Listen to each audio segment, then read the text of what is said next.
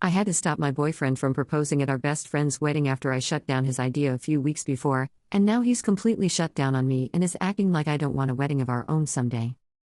I, 26F, and my boyfriend, 25M, attended a mutual friend's wedding. They're very close friends to us and brought my boyfriend and I together. My boyfriend and I are coming up on our 3-year anniversary and things were getting pretty serious. Enough so that I very much wanted to marry him. He's sweet, chatty, typically considerate, and empathetic. He's the person who I thought was the first to show me what a truly healthy and compassionate relationship was like. He's very serious about us too. We've had long talks about marriage and it seemed we were in agreement with no formal declaration. We had even gotten as far as looking at rings. So the chance of a proposal was more of a when not if. A few weeks before the wedding, us and the engaged couple at the time were hanging out. The topic of weddings was very prevalent and my boyfriend had cracked a joke about proposing at our friend's wedding. The to-be groom joked back and said that it'd be funny as hell. This was followed by me and the to-be bride both shutting it down, trying to be serious but also not thinking he was serious. He was.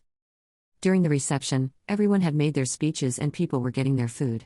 While our table was waiting, my boyfriend went up to the DJ, and after, they played my boyfriend and I's favorite song to sing in the car together, Story of My Life by One Direction.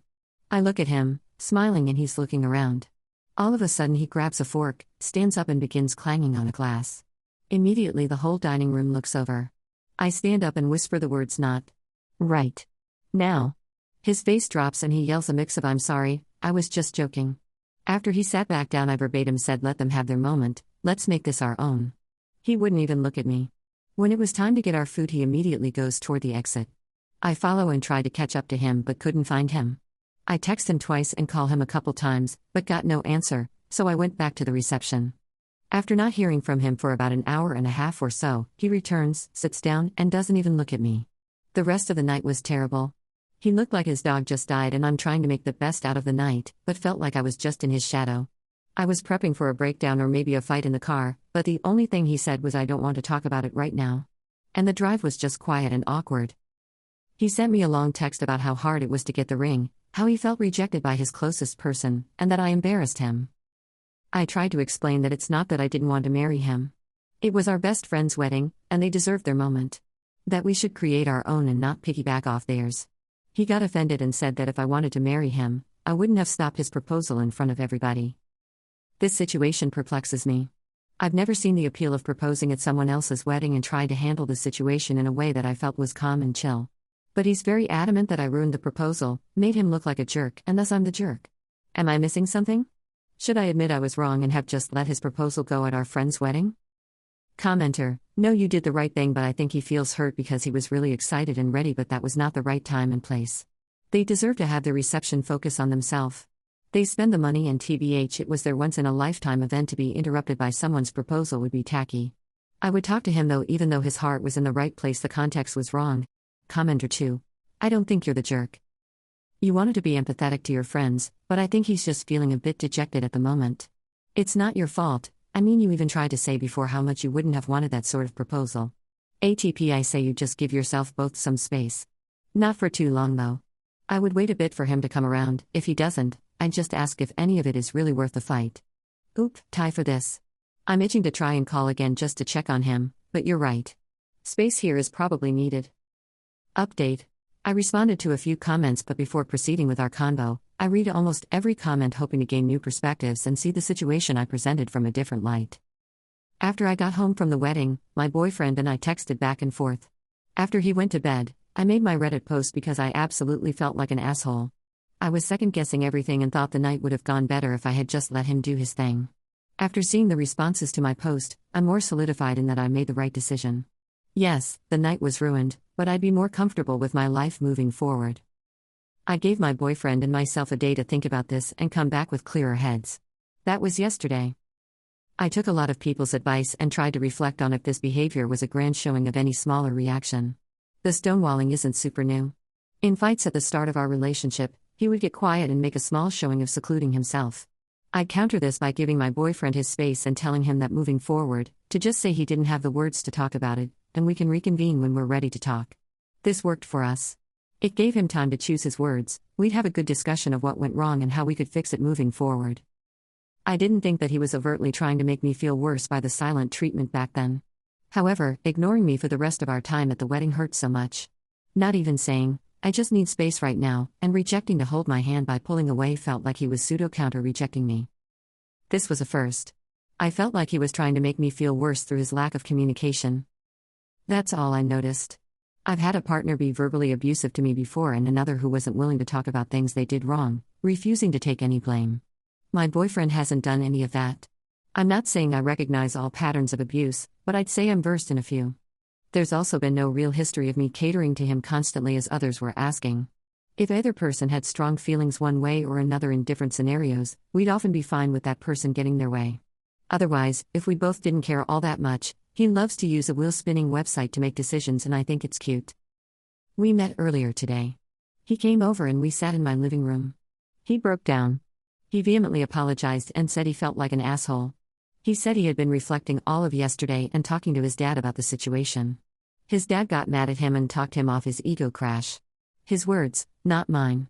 He had already sent a message to our friends, now flying to their honeymoon in West Europe, apologizing for making their most important day about him and for not properly celebrating them. I asked why he neglected our conversation from months before. He said that the groom and their group of friends had egged him on in private since, not to propose at the wedding, but to do it soon. He didn't originally plan on doing it at the wedding. He's had the ring with him for about a month, never had any real plan, and wanted it to just be spontaneous. He told me he got caught up in the atmosphere of the wedding, saw his best friend with his girl and couldn't stop picturing us in the same scenario. His urge overran his common sense, in his terms, and he made a choice he ultimately wishes he could take back. It very much spiraled from there. I noted that while his heart was in the right place, that doesn't excuse the shitstorm he put me through after. I expressed to him that ignoring me really hurt me.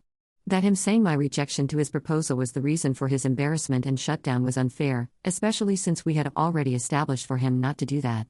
He accepted this and continued to apologize, admitting it was very unfair of him and that he should have handled his emotions and embarrassment better. Especially towards me. We had a lull in our conversation after he asked, "Where do we go from here?" At this point, I didn't want to just return back to normal. A day where I expressed to him that I felt the prettiest in a long time, expected us to have enormous fun and watch our best friends have their moment to shine turned into a day where I was crying in my room reading Reddit comments about how I should break up with him. I genuinely thought I was the asshole who should have just bit the bullet and accepted a proposal in a way that I and others thought wasn't okay. I told him that if we were to move forward, he needed to seek a therapist to help him manage his emotions. Not only from this, but other signs that he may have a panic disorder. My mom works for a mental health clinic and has offered resources before. I said that I needed time to rebuild my trust in him.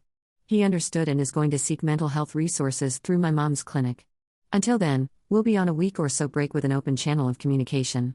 He's going to find appropriate channels to better himself, and I'm going to take myself on a mini vacation after the emotional roller coaster that was this weekend. We did talk about what each other's ideal proposal was. Something we should have talked about before the trigger was even pulled on it.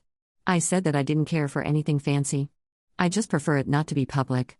He said that he wanted to make a grand showing of love to me and didn't care where or how. He asked if it was okay to have friends and family present or if that broke my public rule.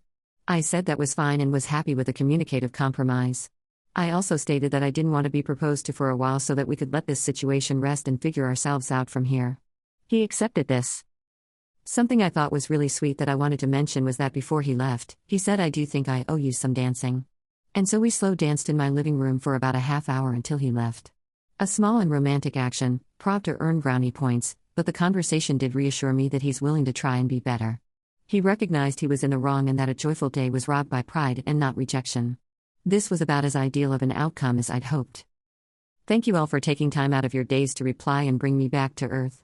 Thank you to those who messaged me in private to make sure I was okay or to give input.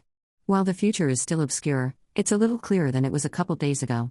I have a clearer understanding now of what I want and what's healthy. Moving forward, I will do every ounce of weighing before I enter what should be the most important commitment you can make to a person you love, and I'll keep a more careful eye on his behaviors and how he may react to adverse situations. I hope the best for you all as many have for me. Thank you. Top comments. Finally, someone who actually talked it out as adults rather than just jumping to immediately discussing ending the relationship. I'm glad you guys made up and made proactive steps to actually mend the relationship. Shout to the dad for giving the BF a reality check. I'm happy for you, that you stood up for yourself, communicated with him, and were able to reach an understanding. I don't tend to default to break up with him, so I'm glad the relationship might weather this storm.